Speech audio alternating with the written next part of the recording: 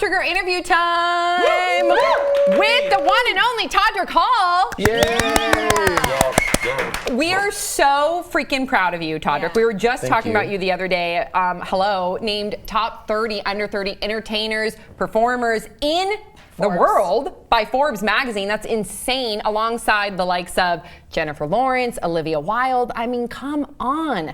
So much is going on in your life right now. First of all, let's start with the Forbes article. What did you feel when you heard that you were named top 30 under 30? It was so crazy because I tweeted the other day that like 3 years ago when I moved here, I quit Broadway and I was making like $90,000 doing Broadway.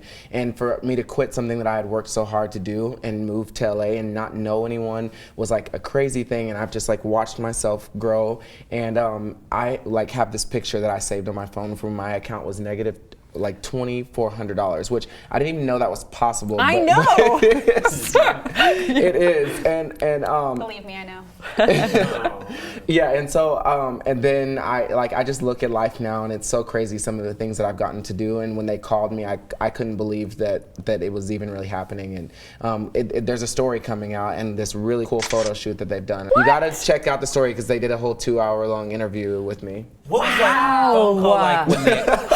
I can't wait. This is Forbes, not like freaking... This is not 17 magazine. Well, that would even be amazing. That would even be amazing. I mean, this is Forbes. This isn't your local paper. That would be amazing. This is Forbes. When they so called go ahead. to inform you of that, what was that? What did they say on the phone call? Like, well, my agent called me and he was like, they want to feature you in Forbes 30 under 30, and I was like, are you kidding me? And then they sat me down and 30 like, what, you know? Yeah, 30 what? What does that mean? I've been so consumed in trying to make videos, and I've been like working for all these different people, and I have a bunch of things coming up that I'm not allowed to say yet, but it's awesome things. And so whenever they were like, well, this is how much money you made this year, I was like, I couldn't believe it, and so now I'm with Scooter Braun now. He's my manager, and that's Justin Bieber's manager, Ariana Grande's manager. Yeah. And then he got me an amazing business manager, so they're like helping me do all the things that I could never do before, because I'm such an artist. I'm not good at like handling money or dealing with business things, like paying bills. Like I'm not good at that. So you just want to perform. I just want to perform. I just want to make art. You just want to do splits on trees. Exactly. Yes.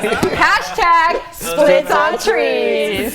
Yeah. I really, honestly, like don't want to sound conceited at all, but I've worked my ass off. Yes, you have. So, and no one has helped me get to this point, and so I'm just really, it's like I'm really proud of it. So what advice could you give the people out there that are either just starting out in this industry or they are in the industry and they feel like that things aren't taking off for them? Or people that are under 30 that want to make this list someday in the future. Brie Esrig. I would just say that like a lot of times, like I moved here trying to like take things a conventional route, and I wanted to just audition for things and land some big TV show, and then when I realized that that was not as easy for me, because I'm a gay black man in 2014, and sometimes like that seems to be a handicap for people and they choose to run home and not pursue their dreams.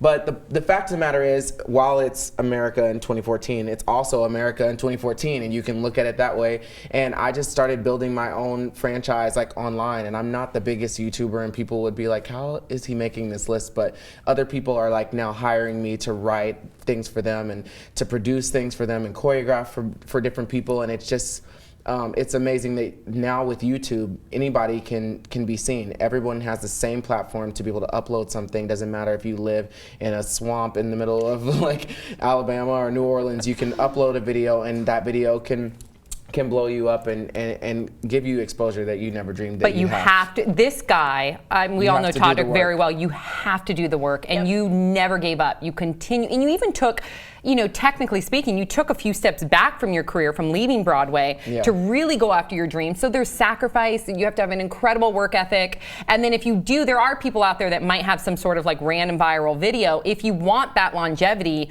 then you have to put in the work. You can't just think, oh, okay, this is it. I'm going to ride this thing out. No, it's an incredible amount of hard work. So proud of you. Yeah. Thank you. And we also really quickly, we love your safety dance video on Virgin America. We're getting a big head shake from Tom over there. Brett, you were one of the first people to see it, I feel like. I saw it before it came out, and it was pretty awesome. And then my favorite is not only is there that video, but they have a special like internal in-flight video for the in-flight team, because my girlfriend's a stewardess on the airline, and and they teach you how to dance along with it. No It's pretty way. awesome stuff. That's crazy. That's I didn't awesome. expect for that video to go viral. It's been crazy. And also, I would just like to say that I got the once-in-a-lifetime opportunity to get to work with Beyonce, and I got to choreograph Blow, her video, and that was the hardest secret ever to keep because, I mean, her album was such a huge secret. You knew that, right? Yeah. And it was just like an amazing experience. How did and that come without about? this, I made a video, Cinderance. That's the whole point. When I put up this video, Cinderance, Beyonce's people reached out to me and they were like, she wants to work with you. And she flew me to Houston. She was so nice. She came in and gave me this huge hug, and I had to choreograph things and then go into her room and like teach it to her. And I'm sitting there thinking like, Beyonce's here, and on top of that, Blue Ivy was there and Jay-Z was in the room. And it was just an insane experience, but she was so sweet. Everything that you would dream that she is. I mean, there was no paparazzi. No one knew. This was like the most hush-hush situation. I don't know how she kept that, and you kept that, and everybody involved kept that a secret for so long. And I think you truly see what a person or an artist is when no one is around, when there's no cameras for them to be fake. And she walked out and there was all these skaters there, and she shook every person's hand and said hello to every single person. And I actually went on a first date the other day to her concert here in LA, and she came out and when she saw that I was sitting there, she was like, oh my gosh, and she came over and she waved and she like touched the person's hand that I was with. And then after the concert, I took him backstage to like meet everyone. We met Michelle, Kelly, the Kardashians, Kevin Hart, all these cool people. I love Kevin Hart. It's an epic first date. Just so. I think that seals the deal right there. Right before we were leaving, I was like, dang, that sucks that he didn't get to meet her or whatever. But we hear somebody like, Todrick, and we turn around, it's Beyonce. She runs up to me. She's like, I love your hair. She gives him a hug, and then I asked her to take a picture, and she was so exhausted, but she was like, only because I love you so much. And she took the picture with him. It was a freaking most epic first date of life. I think it's safe to say that she's a fan of yours, a huge fan of yours. Yeah, this huge thing happened, and the album was obviously super successful. Her management reached out and they were like, Beyonce wants you to fly to New York to come to her party to celebrate.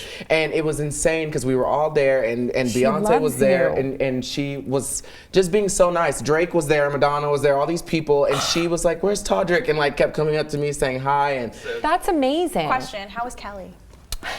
She was very nice. Yeah? She's always nice. She's super sweet. Everybody in that camp is sweet. They're from Texas, so you know. I love Kelly.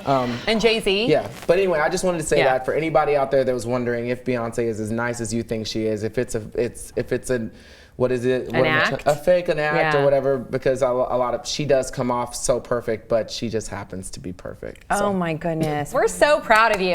Okay, thank you so much to Todrick Hall for joining us today. Thank you, Brandon. Yeah, we have an audience today. Studio audience. So we have a studio audience of 5 people. So we wish you all the continued success. Please continue to come back on our show. And I have a feeling 2014 is going to be insane for Mr. Todrick Hall. Thank you again. We'll see you all next time on Pop Trigger.